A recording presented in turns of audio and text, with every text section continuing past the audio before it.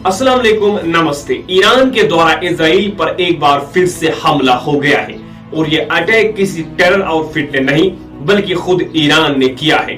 13 अप्रैल 2024 को इजराइल पर ईरान ने 300 से ज्यादा मिसाइल दागे और इस अटैक की जिम्मेदारी खुद ईरान ने ली है। वो इसे रिटेलिएट का नाम दे रहे हैं। एक समय ऐसा भी था, आप यकीन नहीं करेंगे कि ये दोनों देश गहरे दोस्त हुआ करते थे। एक दूसरे के इनके रिश्ते बहुत अच्छे हुआ करते थे। इजराइल में आने वाला ज्यादातर ऑयल ईरान से ही आता था और ईरान भी इजराइल से हथियार वगैरह खरीदा करता था। लेकिन ऐसा क्या हुआ, ऐसी कौन सी वजह है इसकी दुश्मनी के पीछे कि इतने गहरे दोस्त कट्टर दुश्मन बन गए, और इस अटैक के पीछे आखिर कौन सा कारण है, यही जानेंगे आज की इस वीडियो में। तो बने रहिए आज की हमारी इस वीडियो के साथ। अगर आपको हमारी ये वीडियो जरा सी भी पसंद आती है तो हमारे इस वीडियो को लाइक कीजिए और चैनल को सब्सक्राइब कीजिए ताकि हमारे आने वाली जो भी वीडियो है वो आप तक पहुंचे सबसे पहले। तो चलिए शुरू करते हैं आज की इस वीडियो को। 1 अप्रैल को डोमेस्टो में ईरान के कॉन्सुलेट पर इजराइल ने अटैक कर दिया। इस अटैक की वजह से ईरान का एक जनरल और 6 और लोग मारे गए।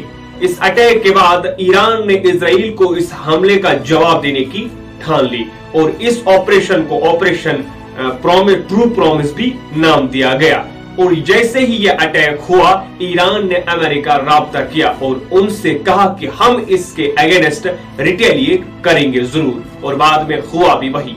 13 अप्रैल की रात को पूरे देश में इजराइल के सायरन बज रहे थे। पूरे देश को आगाह किया जा रहा था क्योंकि इजराइल को पहले से ही पता था कि ईरान के द्वारा कोई हमला होने वाला है और वो इसके लिए रेडी भी थे। जैसे ही पूरे देश को आगाह किया जा रहा था, उसी समय आसमान से मिसाइल्स की बारिश हो गई। ईरान ने 331 से ज्यादा मिसाइल इजराइल पर दागे, जिसमें से कई तो नाकाम हो गए, लेकिन 7 ऐसे मिसाइल थे जो इजराइल की धरती पर उतरने में कामयाब हो गए। ये तो हुई इस अटैक की वजह। अब उस वजह पर आते हैं जिसके कारण गहरे दोस्त एक दूसरे के दुश्मन बन गए। 1979 से पहले इजराइल और ईरान गहरे दोस्त हुआ करते थे, लेकिन जब 1979 में ईरान में इस्लामिक रेवोल्यूशन आता है तो फिर उनका सुप्रीम लीडर बनता है खुमानी।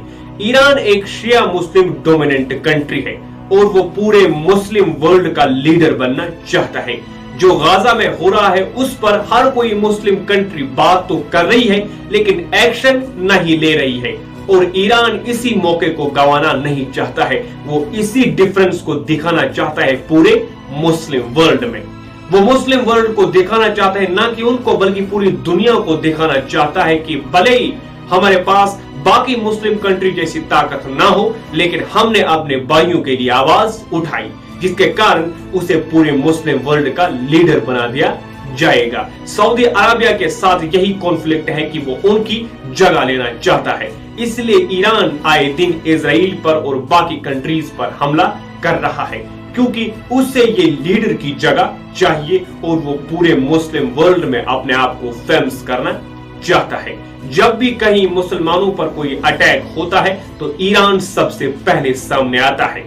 जैसे कि मैंने आपसे कहा, भले बाकी मुस्लिम कंट्रीज इसके खिलाफ आवाज उठाते हैं लेकिन वो एक्शन नहीं लेते क्योंकि उनको कहीं ना कहीं इसमें ज्यादा इंटरेस्ट नहीं है। लेकिन ईरान चाहता है कि उसे सुप्रीम लीडर बनाया जाए पूरे मुस्लिम वर्ल्ड का, और इसी वजह से इजराइल के साथ उनकी दुश्मनी है क्योंकि जब इजराइल ने गाजा में अटैक किए, मुसलमानों पर अटैक किया, तभी ईरान ने सोचा कि हम इस मौके को गवा नहीं सकते। हम इस मौके के जरिए पूरे मुस्लिम वर्ल्ड में अपने आप को ऊंचा दिखा सकते हैं।